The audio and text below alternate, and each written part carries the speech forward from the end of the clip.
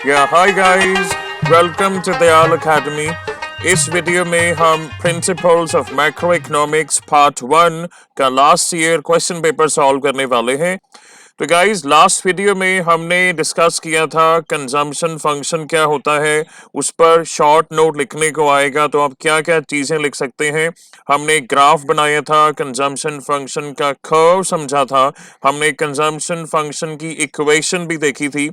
इसके अलावा हमने स्पेक्यूलेटिव मोटिव फॉर मनी यानी स्पेक्यूलेटिव डिमांड फॉर मनी का शॉर्ट नोट हमने सीखा था, कैसे आप लिख सकते हैं। और उसी में कर्व के साथ में हमने ये भी देखा था कि स्पेक्यूलेटिव मोटिव ऑफ मनी, इसका जो कर्व बनाएंगे इसमें लिक्विडिटी ट्रैप क्या होता है। क्योंकि अक्सर अगर आप शॉर्ट नोट देखें तो स्पेक्यूलेटिव मोटिव फॉर मनी के अलावा लिक्विडिटी ट्रैप के ऊपर भी शॉर्ट नोट आ जाता है। और इस वीडियो में हम शुरू करेंगे सेकेंड क्वेश्चन। ये लास्ट ईयर क्वेश्चन पेपर में से लिया गया है।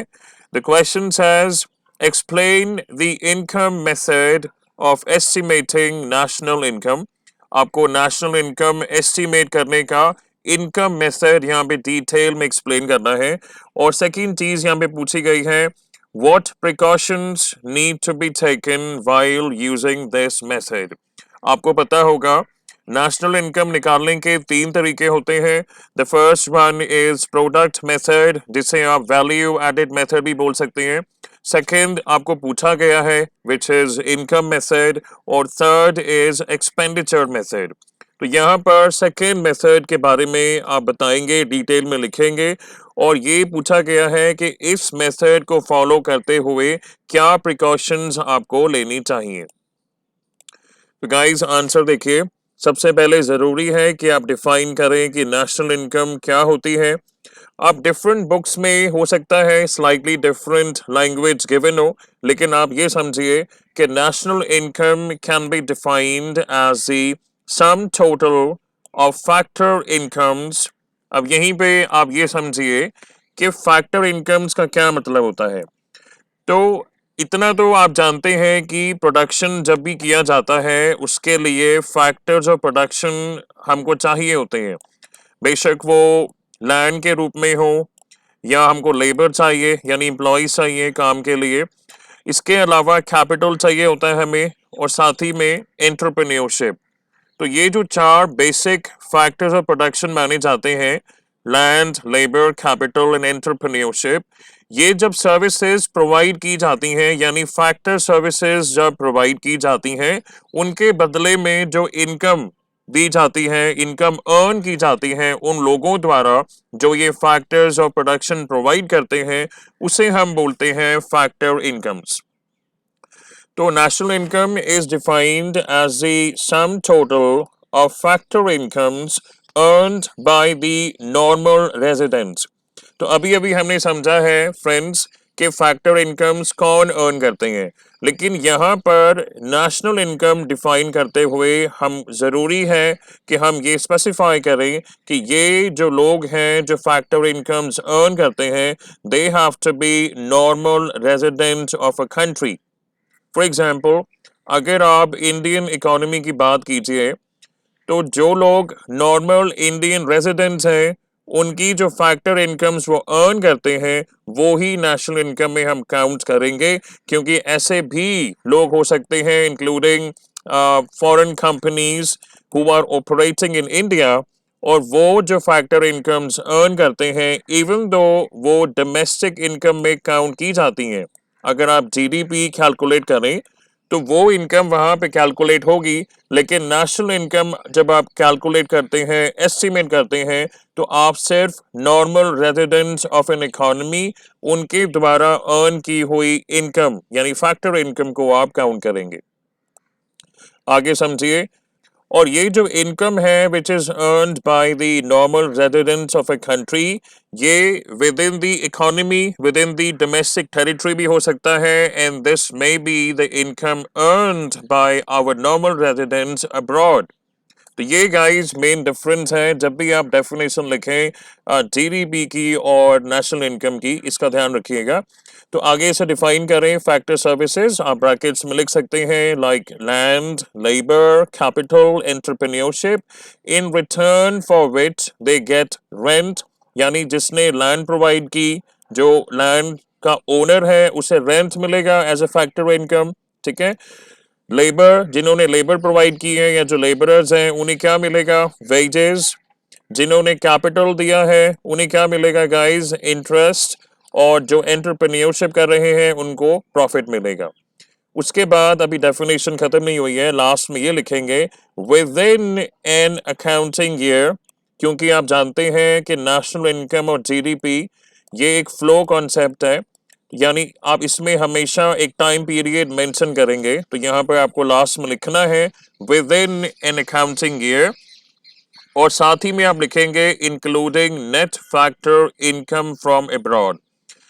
ये ध्यान रखिए, लास्ट में ये लिखना जरूरी है अगर आप नेशनल इनकम को ऐसे डिफाइन करते हैं, क्योंकि इसका रीजन मैं ऑलरेडी दे चुका हूं।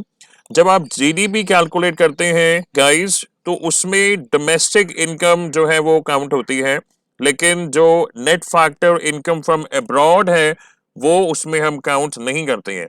तो अगर आप डिफरेंस डिटेल में समझना चाहते हैं, तो जब जीडीपी कैलकुलेट होता है गाइस, उसमें फॉरेन रेजिडेंट्स इंडिया में, अगर इंडिया का एग्जांपल लिया जाता है, हमारी इकोनॉमी में डोमेस्टिक टेरिटरी में जो फॉरेन रेजिडेंट्स हैं वो जो इनकम अर्न करते हैं वो तो काउंट होती है, लेकिन जब हम कैलकुलेट करते हैं net factor income from abroad, वो डिफरेंस लिया जाता है। ये आप आगे समझेंगे।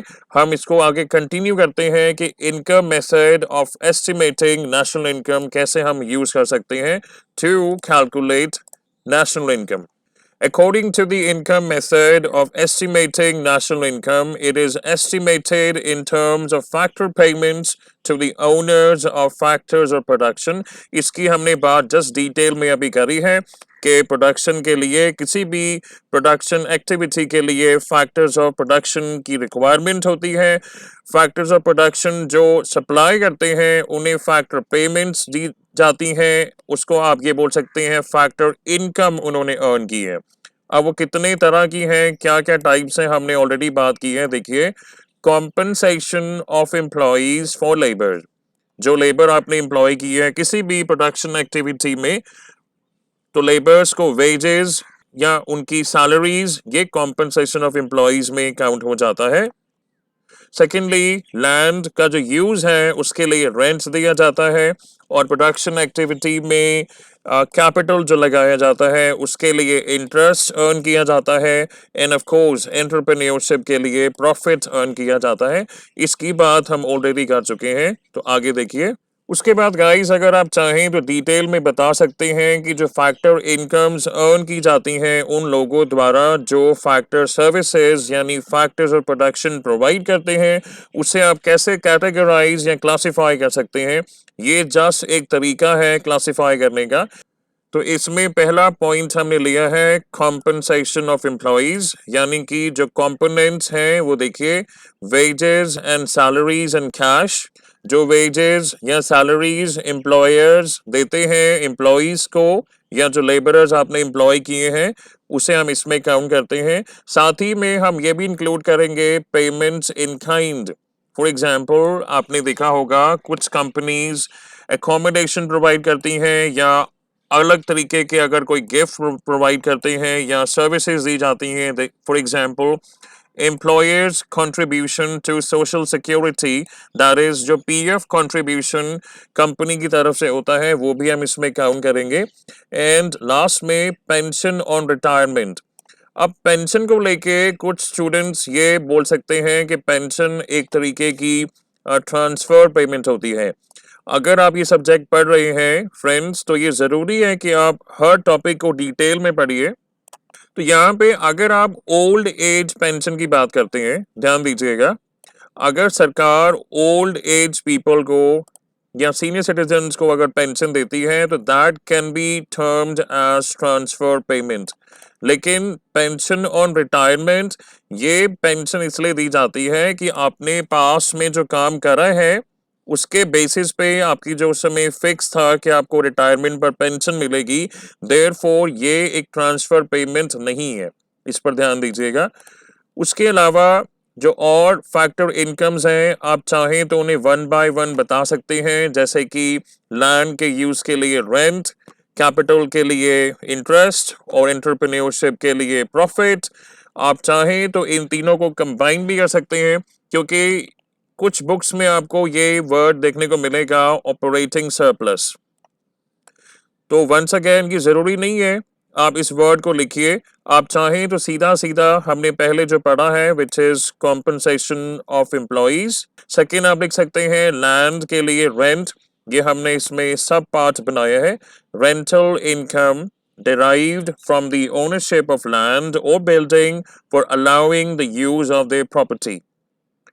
उसके बाद आप लिखिए प्रॉफिट, यानी एंटरप्रेन्योरशिप के लिए प्रॉफिट। अब प्रॉफिट के भी फर्दर आप पार्ट्स बता सकते हैं, फॉर एग्जांपल डिविडेंड, यानी कि that part of the profit which is distributed among the share holders, या आप बताइए corporate savings which is the undistributed profit of the firms. उसके अलावा अगर हम बात करें तो कुछ आपने लोग देखे होंगे जो सेल्फ एम्प्लॉयड होते हैं, तो जो सेल्फ एम्प्लॉयड लोगों की जो इनकम जनरेट होती है उसे हम काउंट करेंगे मिक्स इनकम में, meaning it refers to the incomes of the self-employed persons using their own land, labor, capital and entrepreneurship in their household enterprises। अब ऐसा भी हो सकता है कि somebody is self-employed लेकिन खुद की जमीन नहीं है, वो किसी रेंटेड प्लेस पे अपना काम चलाते हैं, अपना बिजनेस चलाते हैं, तो वहां पर उस लैंड का जो रेंट पे किया जा रहा है वो तो ऑब्वियसली इंक्लूड होगा। लेकिन जो सेल्फ एम्प्लॉयड लोग हैं जो अपनी सर्विसेज खुद प्रोवाइड करते हैं, बेशक वो प्रोडक्शन हो या वो सर्विसेज हो, उन्हें हम मिक्स इनकम में काउंट करेंगे। तो यानी गाइस नॉर्मल रेजिडेंट्स के द्वारा जो फैक्टर इनकम्स अर्न की जाती हैं, लैंड के लिए रेंट, लेबर को सैलरी या वेजेस, कैपिटल के लिए इंटरेस्ट और एंटरप्रेन्योरशिप के लिए प्रॉफिट। इसके अलावा जो कंपोनेंट हम ऐड करेंगे इसमें, that is net factor income from abroad. इसे याद रखिएगा, क्यों? क्योंकि नेशनल इनकम निकालने के जो 3 तरीके हमने डिस्कस किए हैं, ब्रीफ में आपको मैंने बताया था। The first one is called product method और वैल्यू एडेड मेथड। सेकेंड वाला हम डिस्कस कर रहे हैं which is the income method, and the third one is expenditure method. तो अब इन तीनों को अगर आप कंपेयर करते हैं, आप ये समझ पाएंगे अगर आप प्रोडक्ट मेथड फॉलो करते हैं नेशनल इनकम निकालने का, या अगर आप एक्सपेंडिचर मेथड फॉलो करते हैं नेशनल इनकम कैलकुलेट करने के लिए, आपको जो मिलेगा that will be gross domestic product at market price. दोनों केसेस में उसे आप फर्दर एडजस्ट करेंगे, पहले आप डेप्रिसिएशन निकालेंगे। अगर ऐसा करते हैं तो आपको मिलेगा national domestic product, that is NDP eight market price. दोनों केसेस में इनकम मेथड में क्या डिफरेंस है ये मैं आपको बताने की कोशिश कर रहा हूं, प्लीज समझिए। पहले आप निकालेंगे डेप्रिसिएशन, तो आपको मिलेगा national domestic product at market price. उसके बाद अगर आप नेट इनडायरेक्ट टैक्सेस निकालते हैं तो गाइस आपको मिलेगा NDP एट फैक्टर कॉस्ट, और इसमें जब आप ऐड करेंगे net factor income from abroad, तब जाके आपको मिलेगी national income which is NNP at factor cost. तो कहने का मतलब है अगर आप फर्स्ट मेथड यूज करते हैं विच इज प्रोडक्ट मेथड या वैल्यू एडेड मेथड, या आप थर्ड मेथड यूज करते हैं विच इज एक्सपेंडिचर मेथड, दोनों में आपको GDP एट मार्केट प्राइस मिलेगा, जिससे आप फर्दर एडजस्ट करेंगे in order to find net national product at factor cost, जिसको हम नेशनल इनकम बोलते हैं। लेकिन सेकेंड मेथड जो पूछा गया है क्वेश्चन में पूछा गया था कि explain the income method to estimate और कैलकुलेट नेशनल इनकम। यहाँ पे आप गाइस आप ध्यान दीजिए, आपको जो मिलेगा डायरेक्टली जब आप कैलकुलेट करते हैं, यानी कि फैक्टर्स और प्रोडक्शन की फैक्टर इनकम्स जो पे की जाती हैं, और साथ ही में आप ऐड करेंगे net factor income from abroad. अगर इसे इंक्लूड करते हैं डायरेक्टली आपको नेशनल इनकम मिल जाएगी। इसमें आपको डेप्रिसिएशन माइनस करने का या नेट इनडायरेक्ट टैक्सेस हटाने की जरूरत नहीं है। All you have to do is show, बस आप लिखें कि कॉम्पनसेशन ऑफ एम्प्लॉइज, लैंड का रेंट, कैपिटल का इंटरेस्ट, एंटरप्रेन्योरशिप का प्रॉफिट, उसमें आप ऐड कर देंगे net factor income from abroad. आपको मिल जाएगी national income which is written as NNP at factor cost. तो इस क्वेश्चन में मैंने आपको गाइड किया है कि what is the difference between GDP and national income. ये बेसिक्स हैं, आपको पता होने चाहिए। क्वेश्चन में पूछा गया था इनकम मेथड, मैंने आपको ओवरव्यू दिया है कि प्रोडक्ट मेथड, इनकम मेथड और एक्सपेंडिचर मेथड तीनों को जब आप फॉलो करते हैं तो इवेंचुअली आंसर कैसे लिखा जाता है, एडजस्टमेंट किसमें की जाती है, ये मैंने आपको बताया है। अभी हम चलेंगे वापस क्वेश्चन पर। उसमें एक चीज और पूछी गई है, देखिए, what are the precautions to be taken or to be kept in mind while estimating national income using the income method? अब ये भी ध्यान दीजिएगा, अगर आप प्रोडक्ट मेथड से नेशनल इनकम निकालते हैं वहां पर प्रिकॉशन थोड़ी आपको और ऐड करनी होंगी। जैसे उसमें एक प्रॉब्लम आती है, the problem of double counting, पर यहां पर कोई ऐसी चीज नहीं है। तो हम सीधा टू द पॉइंट बात करते हैं। देखिए, पहली चीज आपको ध्यान में रखनी है कि ट्रांसफर पेमेंट्स आपको इंक्लूड नहीं करनी है नेशनल इनकम में। For example old age pensions जिसकी हम अभी हमने बात करी, या अगर कोई गिफ्ट दिया जाता है किसी को या स्कॉलरशिप दी जाती है, तो एज सच ये किसी भी प्रोडक्शन एक्टिविटी से रिलेटेड नहीं है, इसीलिए ट्रांसफर पेमेंट्स को हम काउंट नहीं करते हैं। उसके बाद हमने बात की है रिटायरमेंट पेंशन की, जो हम इंक्लूड करते हैं, जैसे मैंने स्टार्टिंग में आपको बताया था, क्योंकि आपने पास में जो सर्विसेज प्रोवाइड की हैं उसके बेसिस पर गाइस आपको रिटायरमेंट पेंशन मिलती है, जिन लोगों को मिलती है। प्रिकॉशंस का आगे सेकंड पॉइंट देखिए, हम इस मेथड को फॉलो करते हुए या रादर किसी भी मेथड को फॉलो करते हुए इलीगल इनकम जो जनरेट होती है, अर्न की जाती है, कैसे? Through activities like smuggling, black marketing, theft और गैम्बलिंग, ये हम इंक्लूड नहीं करते हैं, वेरी ऑब्वियस। उसके बाद ये बहुत इंपॉर्टेंट पॉइंट है, what do you do with the income that is generated or earned with the sale of second hand goods? मान लीजिए गाइस, आपने सेकंड हैंड ऑटोमोबाइल खरीदा है, स्कूटर हो सकता है, स्कूटी या कार हो सकती है, it can even be a house. तो आप ये समझिए कि ओरिजिनली जब ये चीजें खरीदी गई थी इनकी वैल्यू ऐड कर दी गई थी। अभी क्या हो रहा है कि मान लीजिए मेरे पास एक स्कूटी है, मैंने आगे किसी को बेच दी है, तो अब वो किसी और की हो गई है, आप उसमें दोबारा उसकी वैल्यू ऐड नहीं करेंगे, इवन दो इसकी वैल्यू डेप्रिशिएट हुई है। मान लीजिए मैंने खरीदी है 80,000 की, तो जब हमने इनिशियली नेशनल इनकम काउंट की थी तो हमने इसकी वैल्यू ऑलरेडी इंक्लूड कर दी है। अब जितने की मैंने बेची है, बेशक वो 40,000 है या 30,000 है, अमाउंट मैटर नहीं करता। द ओनली थिंग इज अब इसकी वैल्यू हम दोबारा ऐड नहीं करेंगे। लेकिन हो सकता है कि ये स्कूटी बेचने में किसी एजेंट या ब्रोकर का रोल रहा हो, तो उनकी जो कमीशन मैंने पे की है या जिनको मैं बेच रहा हूं उन्होंने पे की है, वो हम इसमें ऐड करेंगे। And the same goes with second hand homes. अगर कोई सेकेंड ओनर है या थर्ड ओनर है किसी घर का जो खरीदते हैं, पूरे घर की कीमत दोबारा ऐड नहीं करेंगे, फर्स्ट टाइम हो चुकी है। लेकिन अगर कोई एजेंट इन्वॉल्व है जिनकी कमीशन या ब्रोकरेज पे की जाती है, तो उनकी जो कमीशन या ब्रोकरेज है वो नेशनल इनकम में ऐड की जाती है। कॉर्पोरेट टैक्स को हम सेपरेटली इंक्लूड नहीं करते हैं नेशनल इनकम में, क्योंकि ये प्रॉफिट का एक पार्ट होता है। और इनकम टैक्स जो एम्प्लॉयज पे करते हैं इसे सेपरेटली इंक्लूड नहीं किया जाता है नेशनल इनकम में, क्योंकि कॉम्पनसेशन फॉर एम्प्लॉयज में ये पार्ट इंक्लूडेड होता है। और इनडायरेक्ट टैक्सेस यानी कि टैक्सेस ऑन प्रोडक्शन और sale of commodities is included in the national income at market price, यानी कि डिफरेंट वेरिएंट्स जो हैं जब भी आप नेशनल इनकम या जीडीपी निकालते हैं, अगर आप मार्केट प्राइस पे कैलकुलेट कर रहे हैं तो आप इनडायरेक्ट टैक्सेस उसमें इंक्लूड करेंगे। अगर आप फैक्टर कॉस्ट पे निकाल रहे हैं तो आप इनडायरेक्ट टैक्सेस इंक्लूड नहीं करेंगे, यानी उन्हें डिडक्ट कर देंगे।